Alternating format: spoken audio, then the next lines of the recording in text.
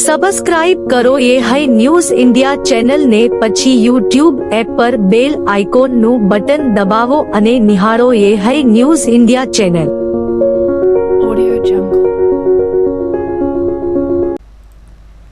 બનાસકાંઠા જિલ્લાના ધાનેરા નગરપાલિકાની દબાણ શાખાએ ગતરોજ દબાણ દૂર કરવા જતા રાજકીય આગેવાનો સાથે ઉગ્ર બોલાચાલી થતા નગરપાલિકાના કર્મચારીઓએ મામલતદારને આવેદનપત્ર આપી 1 દિવસ કામથી દૂર રહી કાયદાકીય પ્રક્રિયા હાથ ધરી હતી અને સ્વાગત કાર્યક્રમમાં થયેલ રજૂઆતના મુદ્દે દબાણ હટાવવા જતા મામલો ગરમાયો હતો. નગરપાલિકાની ટીમ દબાણ હટાવવા ગઈ હતી તે દરમિયાન રાજકીય આગેવાનો દ્વારા જે ચકમક કરવામાં આવી, શું સમગ્ર મામલો શું હતો અને આજે ધરણા ઉપર બેસવા પાછળનું કારણ શું? છેલ્લા 1 મહિનાથી આ બાબતે અમે જિલ્લા સ્વાગત કાર્યક્રમમાં પણ રજૂઆતો થયેલી હતી. જે સંદર્ભે જિલ્લા સ્વાગત કાર્યક્રમમાં માનનીય કલેક્ટરશ્રી દ્વારા આદેશ કરવામાં આવ્યો હતો કે દબાણ દૂર કરી અને અહેવાલ મોકલવો. જે સંદર્ભે અમે દબાણદારોને નોટિસ પણ આપેલ હતી.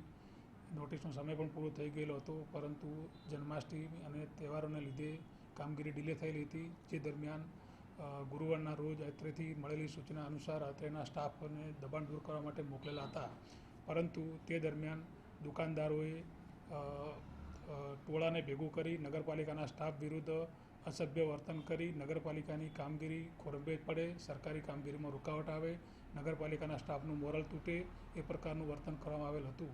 જે સંદર્ભે નગરપાલિકાના સ્ટાફે મને અને નગરપાલિકાના વહીવટદાર એટલે કે મામલતદારશ્રીને આવેદનપત્ર આપેલું છે કે કસૂરવાર સામે પગલાં લેવામાં આવે, અને એ બાબતે એમણે આજે 31/8/2024ના રોજ હડતાલ પર ઉતરવાનું પણ એમણે આવેદનપત્રમાં દર્શાવેલું છે. 1 દિવસની હડતાલ હશે કે જ્યાં સુધી નિર્ણય નહીં, આજના 1 દિવસ પૂરતી હડતાલ માટેનો એમણે નિર્ણય કરેલો છે. તો બીજી તરફ ધાનેરા નગરપાલિકાના પૂર્વ પ્રમુખે મીડિયા સાથે વાતચીત કરતા જણાવ્યું હતું કે અમે રજૂઆત કરતા હતા, પણ એન્જિનિયરે અમારી સાથે ખરાબ વર્તન કર્યું હતું. રાજકીય વાતો કરી અમને દબાવવાની કોશિશ કરી હતી. પાલિકાના નાક નીચે મોટા મોટા દબાણો અને શોપિંગ સેન્ટર નિયમ વિરુદ્ધ બની રહ્યા છે. જે સેટિંગમાં બેસે એનું કામ પાલિકા કરે છે, બાકી રામ ભરોસે છે. પાલિકાના ટેબલે વેપાર ચાલે છે. કોઈ રજૂઆત કરે તો દબાવવાની વાત કરે છે. કર્મચારીઓ રાજકીય આગેવાનોની વાત પાલિકા ન સાંભળતું હોય તો લોકોની વાત ક્યાં સાંભળતું હશે? જ્યાં વહીવટી થાય તે બધું કાયદેસર, બાકી બધું બિનકાયદેસર જેવી સ્થિતિ હાલ જોવા મળી રહી છે. નવા દબાણો થવા ન જોઈએ એની તમામ જવાબદારી નગરપાલિકાની રહેશે.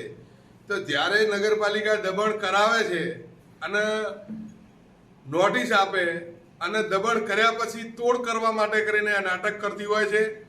લોકો રજૂઆત કરવા જાય છે અને પછી એક દબાણ દૂર કરે ને એક બાકી રાખે છે. ત્યારે અમારા આ વાત ધ્યાનમાં આવતો ચાલુ વરસાદના દરમિયાન અમે ત્યાંથી નીકળ્યા હતા અને આ બધો કાફલો ત્યાં ઊભો હતો. ત્યારે અમે એમને રજૂઆત કરી કે ભાઈ તમે વારંવાર નગરપાલિકા દબાણ કરે છે તો દબાણ કરવા કેમ દો છો? તમે કયા કારણસર કરવા દો છો? દબાણ શાખાનો કર્મચારી જે અત્યારે ફરજ બજાવે છે એના પરિવારની 20 દુકાનો છે. જો અત્યારે સરકાર અને નગરપાલિકા જો આ બાબતે જો કરવા માંગતી હોય તો અમે સાથે આવીને બતાડવા તૈયાર છીએ. અમે એ ટાઈમે એન્જિનિયરને એવું કીધું કે ભાઈ તમે દબાણ દૂર કરો એનાથી અમને કોઈ વાંધો નથી, પણ દબાણ દૂર કરવા માટે તમે 1 દિવસ તમે આ જે શોપિંગો એટલા બધા ઊભા કર્યા છે, બિલ્ડર લોબી એટલા શોપિંગ બનાવે છે અને એક પણ શોપિંગમાં પાર્કિંગ નથી. શોપિંગની રજૂઆત મંજૂરી અલગ પ્રકારની હોય છે અને કામ અલગ પ્રકારનું થાય છે. ધાનેરાની અંદર 2-3 શોપિંગ તો એવા છે કે રસ્તા બંધ કરી નાખ્યા છે અને ગેટ ચડાયા છે, લોખંડના દરવાજા ચડાવી અને રસ્તા ઉપર રોડ ઉપર નગરપાલિકાના રોડ ઉપર દુકાનો બનાવે અને શોપિંગ વાળા અંદર માલ સામાન મૂક્યો છે. તેમ છતાં નગરપાલિકાને દેખાતું નથી. અને આવા ચોમાસા દરમિયાન લોકોને ટાર્ગેટ બનાવી અને લોકોને પરેશાન કરવા માટે આ નગરપાલિકા તત્પર રહે છે.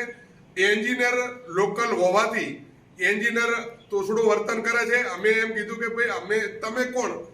અમે પૂર્વ નગરપાલિકાના પ્રમુખ છીએ, અમે કાયદો વ્યવસ્થા જાણીએ છીએ કે નગરપાલિકા દબાણ દૂર કરતું હોય તો અમે એમને ખોટી રીતે એમને પરેશાન ન કરીએ, પણ લોકો સાથે ખોટા તોડપાણી કરીને હગાવાલા વાત કરી અને આ એન્જિનિયર આવ્યો ત્યારથી ધાનેરાની અંદર 8 થી 10 શોપિંગો અત્યારે ચાલુ છે. એ 10 થી 10 શોપિંગો વિરોધમાં છે, એક પણ શોપિંગ નિયમમાં હોય તો હું મારા પાસે ધાનેરામાં જેટલી મિલકત એ હું બધી સરકારના ચોપડે આપી દઉં. કારણ કે ત્યારે હાલ તો કોંગ્રેસ અને ધાનેરા નગરપાલિકા આમને સામને આવી જતા બંને વચ્ચે 36નો આંકડો છે. ત્યારે આક્ષેપ પ્રતિ આક્ષેપ થઈ રહ્યા છે અને બધી બાબતો વચ્ચે ધાનેરા નગરનો વિકાસ રૂંધાયો છે અને બિલ્ડરોને ઘી કેળા છે એ વાતથી ઇનકાર કરી શકાય તેમ નથી. બનાસકાંઠા જિલ્લાના પાલનપુરના પૂર્વ પોલીસ સ્ટેશન, છાપી, વડગામ સહિતના પોલીસ સ્ટેશનમાં 30 જેટલા અરજદારો દ્વારા ચોરી તેમજ ખોવાયેલા મુદ્દામાલ અંગે પોલીસ મથકે ફરિયાદ નોંધાવવામાં આવી હતી. જે તમામ મુદ્દામાલને શોધવા પોલીસ દ્વારા વિવિધ ટીમો કામે લાગી ગઈ હતી. જે બાદ આજરોજ પાલનપુર ડીવાયએસપી કચેરી ખાતે 13 તુજકો અર્પણ કાર્યક્રમ અંતર્ગત 14,35,827 રૂપિયાનો મુદ્દામાલ 30 જેટલા અરજદારોને પરત અપાયો છે. જે અરજદારો દ્વારા પોતાનો કિંમતી માલ, રોકડ રકમ અને વાહનો ગુમ થયા હતા તેમને આજે પાલનપુર ડીવાયએસપી કચેરી ખાતે બોલાવવામાં આવ્યા હતા અને ડીવાયએસપી ડોક્ટર જે ગામિતની અધ્યક્ષતામાં 24 મોબાઈલ, 5 બાઇક, 1 ટ્રેક્ટર સહિત 69,000ની રોકડ રકમ 30 જેટલા અરજદારોને પરત આપવામાં આવી હતી. ત્યારે પોલીસની પ્રશંસનીય કામગીરીને લઈ અરજદારોને તમામ મુદ્દામાલ પરત મળતા તેમણે પણ પોલીસનો આભાર માન્યો હતો. પોતાની પરસેવાની કમાણી થકી વસાવેલી કિંમતી માલ સામાન પોલીસની અથાગ મહેનત બાદ પરત મળતા અરજદારો પણ ખુશખુશાલ જોવા મળ્યા હતા. ત્યારે પોલીસ દ્વારા પણ આવા કાર્યક્રમો થકી જનતા વચ્ચે પોતાની એક વિશ્વસનીયતા કામ કરવાની છાપ પણ ઊભી કરવામાં સફળ નીવડી છે. આજરોજ બનાસકાંઠા જિલ્લામાં માન્ય રેન્જ વડા શ્રી ચિરાગ કોરડિયા સાહેબ તેમજ જિલ્લા પોલીસ વડા શ્રી અક્ષરાજ મકવાણા સાહેબની સૂચના અન્વયે ખાસ કરીને 13 તુજકો અર્પણ કાર્યક્રમ પાલનપુર ડિવિઝન કક્ષાએ રાખવામાં આવ્યો હતો. આપને જણાવતા આનંદ થાય છે કે પાલનપુર ડિવિઝનમાં આવેલા પાલનપુર પૂર્વ, પાલનપુર પશ્ચિમ, પાલનપુર તાલુકા, છાપી, વડગામ, હળાદ, દાંતા અને અંબાજી તેમજ મહિલા પોલીસ સ્ટેશન, આ તમામ પોલીસ સ્ટેશનનો કુલ મુદ્દામાલ 14,35,827 રૂપિયા જે કુલ મુદ્દામાલ થાય છે તે અલગ અરજદારો 30 જેટલા અરજદારોને આજે આ પરત આપવામાં આવ્યો છે. જેમાં વિશેષ જો હું જણાવું કે આમાં કુલ 24 જેટલા મોબાઈલ છે, મોટરસાઇકલ 5 જેટલી છે અને તેમજ એક ટ્રેક્ટર છે અને રોકડ રકમ 69,000 જેટલી થાય છે. આ સમગ્ર કાર્યક્રમ જે ખાસ એનો હેતુ છે કે લોકોની મહેનતથી કમાઈથી એમને જે આ વસ્તુ એમને પોતે મેળવી હોય, ભેગી કરી હોય, જે ચોરીમાં કે અન્ય કોઈ બાબતમાં એને ખોવાઈ ગયેલી હોય, આ વસ્તુને પોલીસ દ્વારા સામેથી સંપર્ક કરીને અને આ 13 તુજકો અર્પણ કાર્યક્રમ અન્વયે તેમને આ વસ્તુઓ પરત આજે સોંપવામાં આવી છે. અને આજે ખાસ કરીને જ્યારે એમના હર્ષની લાગણી અમે જોઈએ છીએ ત્યારે અમને ખરેખર લાગે છે કે 13 તુજકો જે કાર્યક્રમ છે એ ખરેખર એ સાર્થક થયો છે અને લોકો સુધી અમે મેસેજ પહોંચાડવા માગીએ છીએ. આપની પણ કોઈ જો મુદ્દામાલ કે કોઈ વસ્તુ પોલીસ સ્ટેશને હોય અને જો આપ પરત મેળવવા માગતા હોય તો પાલનપુર ડિવિઝન કાં તો પછી અમારા જે અન્ય પોલીસ સ્ટેશન છે અમારા હેઠળ છે એ તમામ આપ સંપર્ક કરી શકો છો અને આપની જે કિંમતી મુદ્દામાલ છે આપ પરત મેળવી શકો છો. થરાદના નવા રામજી મંદિર ખાતે શ્રીમદ ભગવન કથાના 27મા દિવસે કૃષ્ણ રૂક્ષ્મણીનો વિવાહ યોજવામાં આવ્યા હતા. શ્રાવણ માસમાં રામજી મંદિર ખાતે શ્રીમદ ભગવત કથાનું રસપાન કમલેશભાઈ શાસ્ત્રી કરબોણ દ્વારા કરાવવામાં આવી રહ્યું છે. પવિત્ર શ્રાવણ માસનો નવા રામજી મંદિર ખાતે શ્રીમદ ભગવત કથા ચાલી રહી છે, જેના 27મા દિવસે રાજપૂત સમાજના પ્રમુખ ડીડી રાજપૂતે કથાનું રસપાન કર્યું હતું. તેમજ થરાદ નગરપાલિકાના પૂર્વ પ્રમુખ પથુસિંહ રાજપૂતે પણ કથાનું રસપાન કર્યું હતું. જેમાં શ્રીરામ સેવા સમિતિના પ્રમુખ સભ્યો દ્વારા ડીડી રાજપૂત અને પથુસિંહ રાજપૂતનું સન્માન કરવામાં આવ્યું હતું. શ્રીમદ ભગવત કથાના થરાદ શહેરમાંથી મોટી સંખ્યામાં મહિલાઓ અને ભક્તોએ કથાનો રસપાન કરવા પણ આવ્યા હતા. ત્યારે ઉલ્લેખનીય છે કે કૃષ્ણ રૂક્ષ્મણી વિવાહનું મામેરું રાધે કૃષ્ણ મહિલા મંડળ દ્વારા ભરવામાં આવ્યું હતું.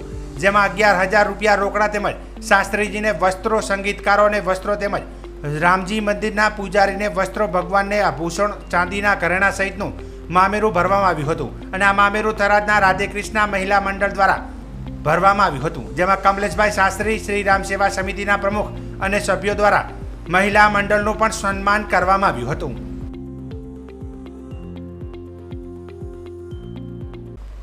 બનાસકાંઠા જિલ્લાના થરાદ પાસેથી પસાર થતી નર્મદાની મુખ્ય કેનાલ મોતની કેનાલ સાબિત થઈ રહી છે, જેમાં અવારનવાર લોકો મોતને વહાલું કરતા હોય છે. ત્યારે આજરોજ મુખ્ય કેનાલમાં ડેરી પુલ પાસે કોઈ મહિલાનો મૃતદેહ કેનાલમાં દેખાતા થરાદ નગરપાલિકાના ફાયર વિભાગને જાણ કરતા ફાયર ટીમ તાત્કાલિક ઘટના સ્થળે પહોંચી હતી, જ્યાં ભારે જહેમત બાદ કેનાલમાં મહિલાનો મૃતદેહ બહાર કઢાયો હતો અને મહિલાની ઓળખ કરતા મહિલા વજાપુર ગામની હોવાનું જાણવા મળ્યું હતું. જ્યારે થરાદ ફાયર ઓફિસર વિરમજી રાઠોડે જણાવ્યું હતું કે આજરોજ મુખ્ય નર્મદા કેનાલમાં ડેરી પુલ નજીક કોઈ અજાણ્યા આધેડની મહિલાની ડેડ બોડી હોવાનો કોલ થરાદ નગરપાલિકાના ફાયર બ્રિગેડને મળતા અમે તાત્કાલિક ઘટના સ્થળે પહોંચ્યા હતા. ડેડ બોડીને કેનાલમાંથી બહાર નીકાળી અને તેની ઓળખ કરતા મહિલા વજાપુર જૂના ગામની હોવાનું જાણવા મળ્યું હતું અને તેમના પરિવારને જાણ કરવામાં આવી હતી. દિયોદર બસ સ્ટેન્ડમાં વર્કશોપ ખાતે દિયોદર ડેપોમાં 1996થી કંડક્ટર તરીકે નોકરીની ફરજ જોઈન કરી વય નિવૃત્તિ થતાં એસટી વિભાગ દિયોદર દ્વારા ટીસી રમેશભાઈ માળીનો વિદાય સમારંભ યોજવામાં આવ્યો હતો, જેમાં કાર્યક્રમનું આયોજન ડેપો મેનેજરના અધ્યક્ષસ્થાને કરવામાં આવ્યું હતું. જેમાં ડેપોમાં ટીસી તરીકે ફરજ બજાવતા રમેશભાઈ માળીને દિયોદર ડેપો પરિવાર દ્વારા સાફો અને તલવાર તેમજ શ્રીફળ આપી ભાવભરી વય નિવૃત્તિ વિદાય કાર્યક્રમ યોજ્યો હતો, જેમાં 1990થી 1995 સુધી મહેસાણા વિભાગમાં કંડક્ટર તરીકે ફરજ બજાવી ત્યારબાદ 1996માં દિયોદર ડેપોમાં બદલી થતાં કંડક્ટરમાં ફરજ બજાવીને જેમાં છેલ્લા 4 વર્ષથી ટીસીમાં પ્રમોશન થતાં આજરોજ 31/8/2024ના રોજ 34 વર્ષ સુધી સેવા ફરજ પરથી વય નિવૃત્તિ થતાં વિદાય સમારંભ યોજાયો હતો.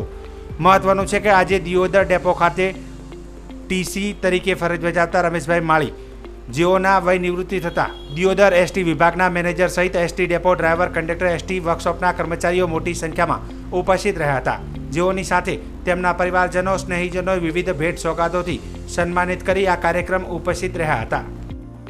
મારી ભરતી મહેસાણા ડિવિઝનમાં 15/8/1990થી મેં મારી કંડક્ટર તરીકે શરૂઆત કરેલી અને 1996માં મેં દિયોદર ડેપોમાં કંડક્ટર તરીકે આવેલો અને છેલ્લા 4 વર્ષથી ટીસી તરીકે મેં મારી ફરજ અદા કરી અને આજે 31/8/2024ના રોજ હું નિવૃત્ત થઉં છું.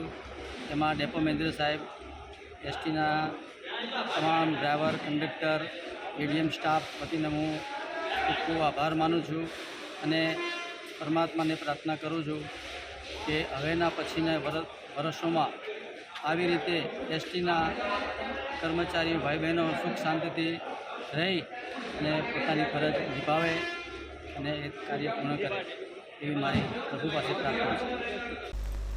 રાજકોટ એ ડિવિઝન પોલીસ સ્ટેશનમાં થયેલ કસ્ટોડિયલ ડેથ મામલો હત્યાના પ્રયાસના આરોપી ભાવેશ ગોલનું નિપજ્યું મોત. આરોપી વિરુદ્ધ ભક્તિનગર અને એ ડિવિઝન પોલીસ સ્ટેશનમાં હત્યાના પ્રયાસનો ગુનો દાખલ કરવામાં આવ્યો હતો, તો ક્રાઇમ બ્રાન્ચ દ્વારા આરોપીને ઝડપી પાડી એ ડિવિઝન પોલીસને સોંપવામાં આવ્યો હતો. પોલીસ અટક કરે તે પૂર્વે આંચકી આવતા 108 મારફતે હોસ્પિટલ ખસેડવામાં આવ્યો હતો. હોસ્પિટલ ખાતે તબીબ મરણ ગયેલ જાહેર કર્યો હતો, તો સમગ્ર મામલાની તપાસ એસીબી દક્ષિણ બીજે ચૌધરીને સોંપવામાં આવી હતી. મૃતકની ફોરેન્સિક પીએમ કરાવવામાં આવ્યું હતું, તેમજ મૃતકે જુલાઈ અને ઓગસ્ટ મહિનામાં પાટીદાર યુવાનની હત્યાનો પ્રયાસ કર્યો હતો. ભક્તિનગર પોલીસ સ્ટેશન તથા એ ડિવિઝન પોલીસ સ્ટેશનમાં દાખલ ખૂનની કોશિશના 2 ગુનામાં નાસ્તા ફરતા આરોપી ભાવેશભાઈ વિનોદભાઈ ગોલને રાજકોટ શહેર ક્રાઇમ બ્રાન્ચ દ્વારા જયપુર ખાતેથી હસ્તગત કરવામાં આવેલ હતો. આ આરોપીને આજ એ ડિવિઝન પોલીસ સ્ટેશન દ્વારા બપોરે 2:30 વાગ્યાની આજુબાજુ હસ્તગત કરવામાં આવેલ હતો. આરોપી શરૂઆતથી કંઈ પણ બોલતું નહોતું અને સ્વસ્થ જણાઈ આવતું ન હોય, જેનાથી એમને અટક કરવાની જગ્યાએ એમને સિવિલ હોસ્પિટલ ખાતે મેડિકલ ચકાસણી કરાવવા માટે આગળની તજવીજ ચાલુ હતી. તે દરમિયાન આરોપીને ખેંચ આવી ગઈ અને આરોપી પડી ગઈ, જેથી આરોપીને તાત્કાલિક સારવારની જરૂરિયાત જણાઈ આવતી હોય તો 108 એમ્બ્યુલન્સને બોલાવી એમને સિવિલ હોસ્પિટલ ખાતે લાવવામાં આવેલ હતા અને સિવિલ હોસ્પિટલમાં એમને મૃત જાહેર કરવામાં આવેલ હતા. હાલ આ પ્રકરણની તપાસ એસીપી સાઉથ ડિવિઝન વિજય ચૌધરીને સોંપવામાં આવી છે અને એસડીએમ સાહેબ રૂબરૂનો ઇન્ક્વેસ્ટ પંચનામું કરવામાં આવેલ છે અને એમના ફોરેન્સિક પીએમ માટેની કાર્યવાહી હાથ ધરવામાં આવેલી છે. આ આરોપીના વિરુદ્ધ ટોટલ 3 ગુના દાખલ હતા. ભક્તિનગર પોલીસ સ્ટેશનમાં 324 મુજબનો ગુનો દાખલ હતો 2023માં, અને પછી એ ડિવિઝન પોલીસ સ્ટેશનમાં બીએનએસની કલમ 109 એટલે આઈપીસીની કલમ 307 મુજબનો ગુનો દાખલ થયેલો હતો. અને પછી ભક્તિનગર પોલીસ સ્ટેશનમાં પણ એમના વિરુદ્ધ એક ખૂનની કોશિશનો ગુનો દાખલ હતો. તો ભક્તિનગરના 324ના ગુનામાં એમની અટક થઈ ગયેલી હતી, જબકી 2 ખૂનની કોશિશના ગુનામાં એમની અટક કરવાની બાકી હતી. આરોપીને 2:30 વાગ્યાની આજુબાજુ એ ડિવિઝન પોલીસ સ્ટેશનમાં લાવવામાં આવેલ હતો અને 5:45ની આજુબાજુ એમને સિવિલ હોસ્પિટલ દાખલ કરવામાં આવેલ હતો. પછી એમને સિવિલ હોસ્પિટલમાં મૃત જાહેર કરવામાં આવ્યો. શરીર ઉપર કોઈ પણ પ્રકારના કોઈ ઈજાના નિશાન નહીં. અમદાવાદમાં ગુજરાત યુનિવર્સિટી ખાતે કોમ્યુનિકેશન અને જર્નાલિઝમ વિભાગ દ્વારા master in development communication semester 1ના વિદ્યાર્થીઓ ધ બ્યુટીફુલ પરફોર્મન્સ નાટક રજૂ કર્યું હતું. સામાજિક પરિવર્તન માટે થિયેટર પરફોર્મન્સ રજૂ કર્યું હતું. આજના સમયમાં જ્યારે સોશિયલ મીડિયામાં જ્યારે વ્યક્તિઓને ટ્રોલ કરવામાં આવતો હોય છે ત્યારે તેના પર શું અસર થાય છે તે દર્શાવતું સુંદર પરફોર્મન્સ વિદ્યાર્થીઓએ રજૂ કર્યું હતું. અને આ પરફોર્મન્સ દ્વારા સમાજને એક સંદેશ આપવામાં આવ્યો હતો. જે વ્યક્તિ જેવો દેખાય છે તેઓ તેને સ્વીકારવો જોઈએ અને આવી કોમેન્ટોથી દૂર રહેવું જોઈએ. આ અંગે કોમ્યુનિકેશન અને જર્નાલિઝમ વિભાગના વડા ડૉક્ટર સોનલ પંડ્યાએ જણાવ્યું હતું કે નાટક માત્ર મનોરંજનનું સાધન નહીં પરંતુ સમાજમાં અને શિક્ષણમાં જાગૃતિ લાવવાનું પણ કામ કરતું હોય છે. અને એટલા જ માટે આ નાટકના માધ્યમથી સમાજને એ મેસેજ આપવા માગીએ છીએ કે માણસની બાહ્ય સુંદરતા જ નહીં પરંતુ અંદર છુપાયેલી સુંદરતા પણ સ્વીકારવી જોઈએ. કાર્યક્રમમાં કોમ્પ્યુટર સાયન્સ વિભાગના વડા ડૉક્ટર જ્યોતિ પારીખ ખાસ ઉપસ્થિત રહ્યા હતા. આજે અમારે ત્યાં બ્યુટીફુલ એવું નાટક હતું. મૌલિક શ્રીમાળીએ એનું ડિરેક્શન કરેલું અને મારા માસ્ટર ઓફ ડેવલપમેન્ટ કમ્યુનિકેશનના વિદ્યાર્થીઓએ પરફોર્મ કર્યું. નાટકનો હેતુ એ હતો કે એ નાટકનું માધ્યમ એ માત્ર મનોરંજનનું નથી, શિક્ષણ અને જનજાગૃતિનું પણ છે. અને એના અનુસંધાને આજે બહુ જ મહત્ત્વનો સવાલ એ માણસનો દેખાવ છે. અને સોશિયલ મીડિયાના આવ્યા પછીથી બધાને એવું છે કે તમે સુંદર દેખાતા હો એ અનિવાર્ય છે. અને જો તમે સુંદર નથી દેખાતા તો લોકો તમને સ્વીકારતા નથી અને એને કારણે બહુ બધા મનોવૈજ્ઞાનિક પ્રશ્નો થઈ રહ્યા છે. તો અમારો મેસેજ હતો તમે જેવા છો એવા લોકો સ્વીકારે એવા એક સમાજનો. અને માણસ એકબીજાથી જુદું કુદરતે બનાવ્યું છે ત્યાં જુદાપણાના સ્વીકાર કરવાનો. પશુ પક્ષીઓ બધા એકબીજાથી જુદા જ છે. કદી તુલના નથી કરતા કે તમે આટલા સુંદર છો તો જ તમારો સ્વીકૃતિ જંગલમાં થશે. તો માણસે શું કામ આવું કરવું જોઈએ? અને છોકરીઓમાં મહિલાઓમાં પ્રશ્નો વધારે છે, બાળકોમાં પણ છે. એટલે મને એવું લાગે છે કે બ્યુટી એ બહુ સાપેક્ષ ખ્યાલ છે અને તમારા અંદરના સૌંદર્ય ઉપર વધારે કામ કરો. બીજાના બાહ્ય સૌંદર્યને આધારે એની સાથે ભેદભાવ ના કરો. कुदरत ने इससे भेद बनाया है, हम उसको भेदभाव कैसे करते हैं, आवा एक संदेश સાથે આ નાટક અમે લઈને આવ્યા હતા. અને હું ઈચ્છું કે સમાજના જુદા જુદા વર્ગ સુધી આ નાટક અમે પહોંચાડી શકીએ. અરવલ્લી જિલ્લાના ગ્રામ્ય વિસ્તારમાં તીડ જીવાતે દેખા દેતા ખેડૂતોને ઊભા પાકમાં નુકસાન જવાની ભીતિ છે. મેઘરજના ગ્રામ્ય વિસ્તાર જીતપુર, ખાખરિયા, ઈસરી તથા ખુમાપુરમાં 15 વર્ષ પછી તીડના ઝુંડ જોવા મળ્યા છે. જો વરસાદ ન આવે તો તીડ વધવાની આશંકા છે. ત્યારે તંત્ર દ્વારા વહેલી તકે આ તીડ જીવાત ન વધે તે અંગે જરૂરી પગલાં લેવા લોક માંગ ઉઠી હતી.